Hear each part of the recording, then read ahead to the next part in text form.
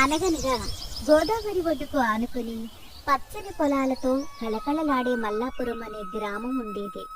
ఆ గ్రామంలోని మట్టి వాసనలో కూడా కష్టం విలువ తెలిసిన మనుషులు ఉండేవారు. ఆ ఊరిలో లింగయ్య అనే రైతు ఉండేవాడు. అతనికి భూమి అంటే తల్లితో సమానం. సూర్యుడి కన్నా ముందే నిద్రలేచి నాగలి భుజాన వేసుకుని పొలానికి వెళ్తే చుక్కలు పొడిచే వరకు అక్కడే మట్టిలో మట్టిగా కలిసిపోయేవాడు.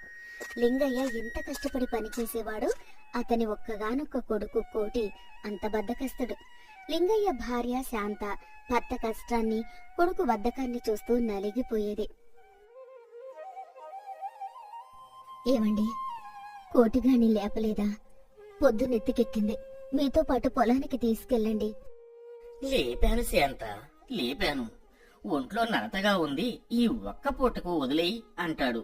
వాడి నలత కాదు, అది బద్ధకం. రోజు ఇదే మాట. వాడి వయసులో నేను 2 ఎద్దుల బండిని అవలీలగా నడిపేవాణ్ణి. మీరలా విసుక్కుంటే ఎలాగండి? చిన్నపిల్లాడు. చిన్న పిల్లాడా? 20 ఏళ్లు వస్తున్నాయి. ఆ అల్లరి చిల్లర జతగాళ్లతో కలిసి చెరువు గట్టున కాలక్షేపం చేయడం తప్ప వాడికి ఇంకేం తెలుసు? ఊళ్ళో వాళ్లంతా వాడిని అడ్డగాడిద కోటి అని పిలుస్తుంటే నాకు తల కొట్టేసినట్టవుతోంది. లింగయ్య పొలానికి వెళ్లేసరికి కోటి ఇంకా మంచం మీద దొర్లుతూ ఉన్నాడు. ఒరే కోటి, పొద్దెక్కింది, లేచి పొలానికి రా, కలుపు తీయాలి. ఆ నాకు ఒంట్లో నలతగా ఉంది, కాళ్ళు చేతులు పీకేస్తున్నాయి. ఈ పూటకు నన్ను వదిలే నాన్నా. ఒంట్లో నలత కాదురా, అది బద్ధకం. రోజు ఇదే మాట చెప్తున్నావు. కష్టపడితే కండరాలు గట్టిపడతాయి కాని ఇలా పీకవురా. ఇలా అడ్డగాడిదలా తయారయ్యావేంట్రా? ఆ పొద్దున్నే మొదలు పెట్టావా? నన్ను తిట్టడానికే ఉన్నావు. నేను రాను, ఏం చేసుకుంటావో చేసుకో. కోటి మళ్లీ దుప్పటి ముసుగేశాడు. లింగయ్య నిట్టూర్చి నీ కర్మ అనుకుంటూ నాగలి భుజాన వేసుకుని పొలం వైపు నడిచాడు. ఆ రోజు సాయంత్రం లింగయ్య పొలం నుంచి అలసిపోయి వస్తుండగా ఊరు రచ్చబండ దగ్గర కోటి తన స్నేహితులతో కబుర్లు చెప్తూ నవ్వడం చూశాడు. లింగయ్య గుండె మండిపోయింది. పొద్దున ఒంట్లో నలత అన్నవాడికి ఇక్కడ నవ్వడానికి ఇంత బలం ఎక్కడి నుంచి వచ్చింది? వీడికి నా కష్టం విలువ తెలియడం లేదు. వీడి బద్ధకాన్ని వదిలించడానికి ఏమైనా చెయ్యాలి. కొడుకు ప్రవర్తనతో విసిగిపోయిన లింగయ్య ఆ మరుసటి వారం సంతకు వెళ్లాడు. ఇంటికి కావలసిన సరుకులు కొనడంతో పాటు బలంగా దృఢంగా ఉన్న ఒక గాడిదను కూడా కొనుక్కొచ్చాడు. అది చూడ్డానికి ఎంత బలంగా ఉందో దాని కళ్ళు అంత మొండిగా ఉన్నాయి. ఏమండి, ఈ గాడిదెందుకు? మనకెందుకు? మన కొడుకు మనిషి రూపంలో ఉండి పనికి రావడం లేదు. ఇక నుంచి ఈ గాడిదైనా నాకు సాయంగా ఉంటుంది. దీని పేరు గంగు. ఒరే కోటి, ఇట్రా. ఏంటి నానా, సంతకెళ్ళి దీని తెచ్చావు? దీని మొహం చూడు ఎలా ఉందో. ఇదిగోరా కోటి, దీని పేరు గంగు. నువ్వు మనిషివే ఉండి పనికి రావడం లేదు కదా. ఇక నుంచి గాడిదైనా నాకు సాయంగా ఉంటుంది. దీన్ని మేపాల్సిన బాధ్యత, దీనితో చాకిరీ చేయించాల్సిన బాధ్యత నీదే. నాకా ఈ పని? నేనేమి చేయను. సరేలే, చూద్దాం. మరుసటి రోజు లింగయ్య 2 పెద్ద ధాన్యం బస్తాలను సిద్ధం చేశాడు. ఒరే కోటి, ఈ 2 బస్తాలు గాడిద వీపు మీద వేసి జాగ్రత్తగా పక్క ఊరి సంతకు తీసుకెళ్లి అమ్మి డబ్బులు తీసుకురా. ఇది నీకు ఈ రోజు పని. సంతకా? అంత దూరం నేను నడవాలా? నువ్వు నడవక్కర్లేదు, గాడిద నడుస్తుంది. నువ్వు దాన్ని నడిపించుకు వెళ్తే చాలు. మర్యాదగా చెప్పిన పని చెయ్యి. తండ్రి కళ్ళలో కోపం చూసి కోటి అయిష్టంగానే కర్ర పట్టుకున్నాడు. బస్తాలను గాడిద వీపు మీద వేయడానికే అతనికి చుక్కలు కనబడ్డాయి. ఆ గంగు అనే గాడిద అస్సలు సహకరించలేదు. ఏయ్, కదలకుండా ఉండవే. ఛీ! ఎలాగోలా బస్తాలు వేసి తాడు పట్టుకుని దాన్ని లాగడం మొదలుపెట్టాడు కోటి. ఏయ్, నడుస్తావా లేదా? నడు. కాని ఆ గాడిద కోటి కన్నా 10 ఆకులు ఎక్కువే చదివింది. అది కూడా పరమముండిది. కోటి ఎంత కొట్టినా తిట్టినా అది ఒక్క అడుగు కూడా ముందుకు వేయలేదు. ఇంటి గుమ్మం దగ్గరే మొరాయించింది. సరికదా, కాళ్లు మడిచి మొండిగా అక్కడే కూర్చుండిపోయింది. ఛీ, నాకేంటి ఈ కర్మ? లేవే. గంగు అనే ఆ గాడిద కోటి లాగిన కొద్దీ వెనక్కి తగ్గింది. కోటి దాన్ని తూర్పుకు లాగితే అది పడమరకు లాగేది. కోపం పట్టుదలతో కోటి ముఖం ఎర్రబడింది. చెమటలు పట్టేశాయి. పనికి మాలదారా, చెప్పిన మాట వినకుండా ఎంత మొండిగా తయారయ్యావు. పొద్దున్నే తిన్న గడ్డి అరగలేదా? తిండి దండగ నీకు లే.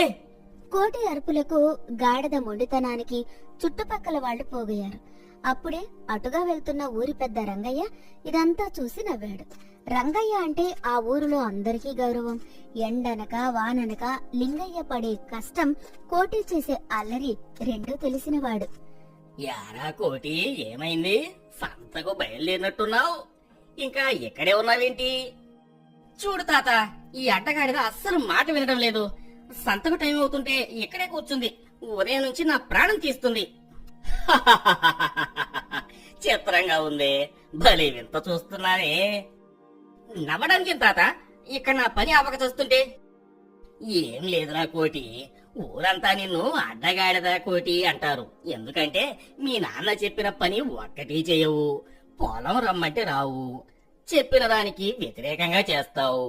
ఇప్పుడు దేవుడు నీకు తగిన శాస్తి చేశాడు. నీలాంటి అడ్డగాడిదకే ఇంకో అడ్డగాడిద తగిలింది. దాని బాధ నీకు ఇప్పుడు తెలిసొచ్చినట్టుంది. రంగయ్య మాటలు కోటి గుండెకు ముల్లులా గుచ్చుకున్నాయి. చుట్టూ ఉన్న జనం గొల్లున నవ్వారు. ఆ నవ్వుల మధ్య కోటికి ఒక్కసారిగా తల తిరిగిపోయింది. అతను గాడిదను అరుస్తున్న మాటలు, పరికమాలిందాన, చెప్పిన మాట వినవు, తిండి దండగా, ఇవన్నీ తన తండ్రి తనని రోజు అంటున్న మాటలే అని ఒక్కసారిగా గుర్తుకు వచ్చింది. ఓరి దేవుడా, నిజమేనా? ఈ గాడిద మొండితనం చూస్తే నాకే ఇంత కోపం వస్తుంది. ఇది కాసేపటికి నా ఓపిక నశించిపోతుంది. మరి నేను ప్రతి క్షణం నాన్నతో ఇలాగే ప్రవర్తిస్తుంటే నాన్న నా మీద ఎంత విసుక్కుని ఉంటాడు, ఎంత బాధపడి ఉంటాడు.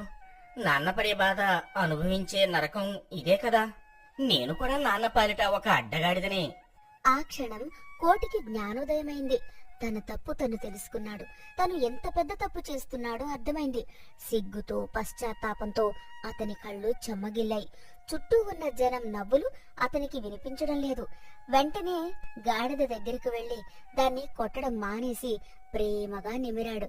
దాని చెవి దగ్గర మెల్లిగా మాట్లాడాడు. గంగు, లే తల్లి, నా తప్పు నాకు తెలిసొచ్చింది. నిన్ను కొట్టి తప్పు చేశాను. మనం నాన్నకు సాయం చేయాలి కదా. మనం వెళ్దాం రా. కోటి ప్రవర్తనలో వచ్చిన మార్పు, అతని గొంతులోని ఆర్ద్రత ఆ మూగ జీవి కూడా గమనించినట్లుంది. అది మొండితనం వదిలి నెమ్మదిగా లేచి నిలబడింది. కోటి దాని తాడును లాగలేదు. కేవలం పట్టుకుని ముందుకు నడిచాడు. గంగు మారు మాట్లాడకుండా అతని వెనకే నడిచింది. కోటి దాన్ని సంతకు తీసుకెళ్లాడు. ఆ రోజు సాయంత్రం సంతలో ధాన్యం అమ్మి డబ్బులు పట్టుకుని ఇంటికి తిరిగొచ్చాడు కోటి. శాంత వాకిట్లో కొడుకు కోసం ఆందోళనగా ఎదురు చూస్తున్నారు. కోటి నేరుగా ఇంటికి రాకుండా పొలంలో ఇంకా పని చేసుకుంటున్న తండ్రి దగ్గరకు వెళ్ళాడు. లింగయ్య చెమటలు కక్కుతూ మట్టిని తవ్వుతూ కనిపించాడు. నాన్న, అమ్మావా? సరే, ఇంటికి పో. నాన్న, నన్ను క్షమించు. నా మొండితనం ఏంటో, నా అడ్డగాడిద ప్రవర్తన ఏంటో ఈ రోజు నాకు తెలిసొచ్చింది. నీ బాధ నాకు అర్థమైంది. ఏమైందిరా కోటి, ఎందుకు ఏడుస్తున్నావు? ఏమీ కాలేదు. రేపటి నుంచి నేను కూడా నీతో పాటే పొలం పనులకు వస్తాను. ఆ అడ్డగాడిద గంగుతో పాటు ఈ అడ్డగాడిద కూడా ఇక నుంచి నీ మాటే వింటుంది. కొడుకులో వచ్చిన మార్పుకు, అతను పలికిన పశ్చాత్తాపానికి లింగయ్య కళ్ళలో ఆనంద భాష్పాలు తిరిగాయి. తన కొడుకు బాధ్యత తెలుసుకున్నందుకు ఆ కష్టజీవి మనసు నిండిపోయింది. కొడుకును గట్టిగా గుండెలకు హత్తుకున్నాడు. నాకు ఏమేం వద్దురా, నువ్వు బాధ్యత తెలిసి మనిషివైతే చాలు. ఆ రోజు నుండి కోటి పూర్తిగా మారిపోయాడు. తన బద్ధకాన్ని వదిలి తండ్రికి చేదోడు వాదోడుగా ఉండడం మొదలుపెట్టాడు. పొలం పనులన్నీ నేర్చుకున్నాడు. గంగు గాడిద కూడా వాళ్ల ఇంట్లో మనిషిలా కలిసిపోయింది. ఊళ్ళో వాళ్ళు మళ్లీ కోటిని చూసి నవ్వారు. కాని ఈసారి ఎగతాళిగా కాదు, మెచ్చుకోలుగా. అడ్డగాడిద పోయి లింగయ్యకు తగిన కొడుకు అనిపించుకున్నాడు కోటి.